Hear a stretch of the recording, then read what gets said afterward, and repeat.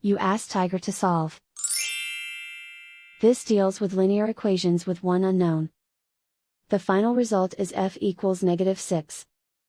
Let's solve it step by step.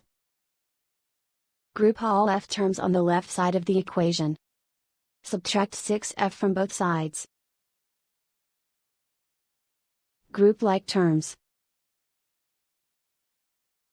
Simplify the arithmetic. Group like terms. Simplify the arithmetic.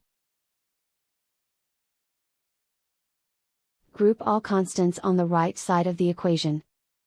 Add 4 to both sides. Simplify the arithmetic.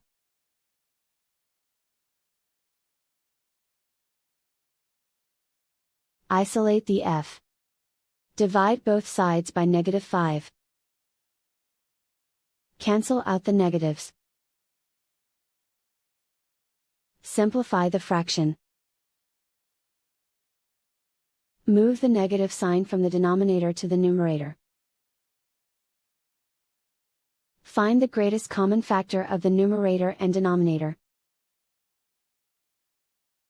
Factor out and cancel the greatest common factor.